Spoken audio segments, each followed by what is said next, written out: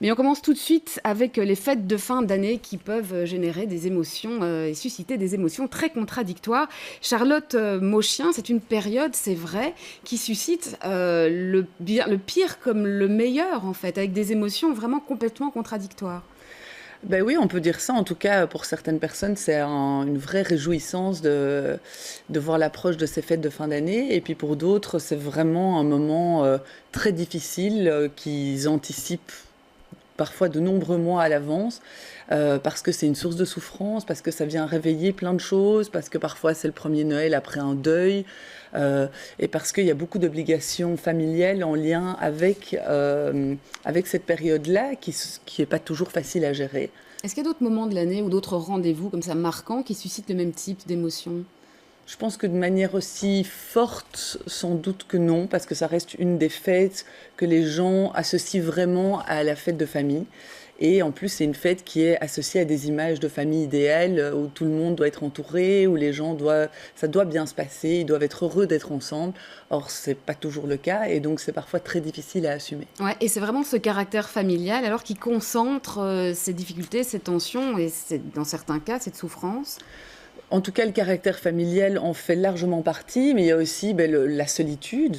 Je pense qu'il y a beaucoup de gens qui souffrent à ce moment-là encore plus qu'à d'autres moments de l'impression d'être seul, de n'être attendu par personne, de ne pas avoir d'entourage avec qui passer cette période-là, qui est très fort associée à une période familiale. Alors Céline, Rémi, vous justement, la solitude, c'est un sujet sur lequel vous avez eu envie de travailler, ou en tout cas sur lequel vous avez envie de vous pencher. Vous allez nous expliquer d'ailleurs comment fonctionne l'association que vous dirigez, que vous avez créée, qui s'appelle Bras dessus, Bras dessous. Mais vous vous rendez compte, vous aussi, que c'est une période critique de ce point de vue-là, la période des fêtes de Noël? Oui, c'est certainement. Alors après, les personnes qui nous contactent et qui souffrent d'isolement nous contactent à tous les moments de l'année. Mais plus fortement encore, et plus encore maintenant à cette période-ci? En tout cas, les personnes qu'on accompagne expriment fort cette solitude en période de fête de Noël. Comme vous l'expliquiez, c'est... Voilà, quand on est seul chez soi et qu'à la télé passent les films de Noël, les publicités, on est tous en famille au bord du sapin, c'est vraiment à ce moment-là que se revivent des enjeux de solitude, de perte d'un être cher, de mobilité réduite qui nous empêche de participer à un Noël familial ailleurs.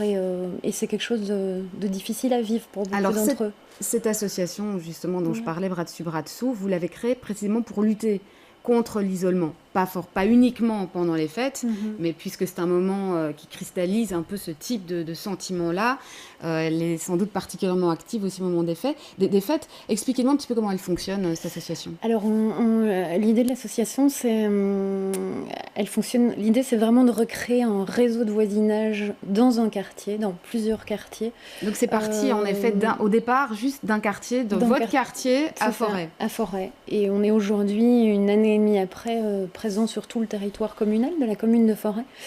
Et l'idée est vraiment de reconnecter des voisins plus âgés qui expriment de l'isolement et de la solitude avec des voisins plus jeunes qui, à deux pas de chez eux, les uns les autres ne se connaissent pas et vont apprendre à se reconnaître et à se reconnecter l'un à l'autre et à découvrir ce voisin de la petite porte là derrière qu'on ne connaît en fait pas alors qu'on vit l'un près de l'autre. Et on tisse des duos, des trios qui vont se rencontrer régulièrement et partir dans une relation qui évoluera en fonction des atomes crochus de chacun. Charlotte Mauchien, dans vos consultations pour l'instant, pour reprendre ce que vous disiez tout à l'heure, est-ce qu'il y a plus de monde? Est-ce qu'il y a plus de patients qui viennent soit en urgence psychiatrique, soit dans vos consultations pour l'instant? Alors on peut dire qu'en tout cas, il y a certaines personnes qui initie une demande d'aide à cette période-ci. Donc ça vient se surajouter aux personnes qui sont fragiles de manière générale et qu'on suit au long cours et qui, à ce moment-là, évoquent vraiment la problématique de Noël d'une manière ou d'une autre. Ça intervient toujours dans les consultations à cette période-ci. Mais surtout, il y a d'autres personnes qui viennent parce que ça vient réveiller certaines choses, parce que cette année, c'est particulièrement douloureux, parce qu'ils ont perdu un être cher et que ce sera la première année qu'ils vont devoir passer Noël sans cette personne-là. C'est un cap c'est une étape, c'est un peu un moment de bilan. Donc effectivement, il y a quand même, ça génère autre chose et d'autres types de patients. Ouais, et donc pas forcément des personnes qui sont fragiles psychiquement ou des personnes qui ont des problèmes chroniques de dépression ou des difficultés psychiques. Non, pas forcément. Donc ça peut vraiment toucher toute personne de se retrouver une année en particulier ou bien de nombreuses années, mais à un moment donné, ça devient trop lourd à gérer et donc ils font la démarche d'aller en parler à un professionnel parce que cette année, c'est particulièrement compliqué et ils redoutent un peu cette période-là. Et que ça se traduit comment alors? De quel type de souffrance et de troubles? Ça dépend vraiment d'une personne à l'autre. Il y en a chez qui c'est plus de la tristesse, de l'anxiété, de la honte parce qu'il s'est passé quelque chose pendant cette année écoulée et qui vont devoir réaffronter un peu la famille. Donc ça dépend un peu. Et puis il y a souvent des décisions à prendre. Il y a des personnes qui décident de partir à cette période-là pour éviter ce rassemblement familial. Est-ce qu'ils peuvent se le permettre? Est-ce qu'ils ne peuvent pas se le permettre par rapport à la loyauté familiale et ce qu'on attend d'eux? Donc il y a tout type de questions et il y a tout type d'émotions que ça vient réveiller. Alors je reviens juste avant de vous faire réagir, Céline Rémy, quand même avec ce sujet de départ, comment ça se fait que c'est aussi polarisé? Comment ça se fait que c'est autant des gens qui adorent, qui l'attendent, qui adorent cet esprit Noël, qui adorent cet esprit festif, et d'autres qui en ont tellement peur et qui la redoutent. Donc ça, vous nous l'avez expliqué. Mais d'un autre côté, alors, cette espèce d'excitation qui peut paraître aussi parfois délirante autour de Noël. Mais je pense que, comme vous le disiez, il y a toute une partie aussi dans les médias, dans les films, il y a vraiment une image très très positive qui est véhiculée de Noël.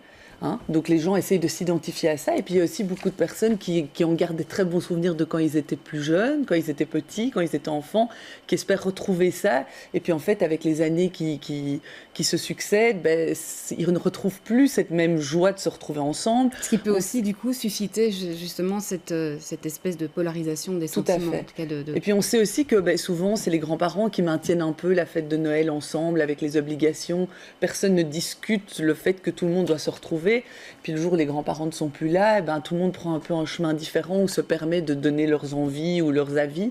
Et que donc ça change réellement la dynamique autour de Noël. Et donc il y a vraiment une nostalgie aussi par rapport à ce qu'il y avait avant et ce que les gens ne retrouvent pas forcément. Et donc ça peut générer aussi de l'angoisse, du stress ou de la tristesse. Et alors ce type d'initiative-là, comme celle de Céline Rémy, peut être une réponse, une manière d'accompagner les personnes qui le vivent difficilement? Oui, tout à fait. Je pense que c'est quelque chose de très bénéfique. Bon, eux, c'est vraiment au long cours, donc c'est quelque chose où ils tissent des liens tout au cours de l'année et peut-être qu'ils sont encore plus attentifs à ce moment-là, ou en tout cas les personnes trouvent d'autant plus d'interlocuteurs.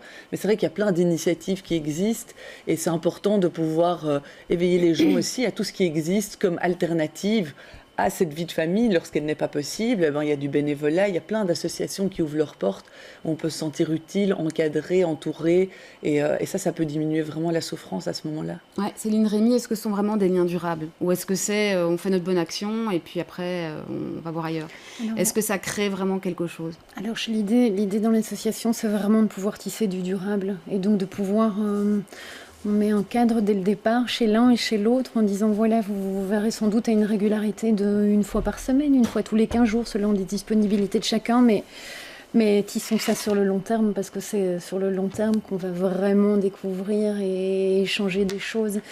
On s'aperçoit chez nous aussi que alors on parle de personnes plus âgées qui ont tendance à de plus en plus se faire assister et soutenir.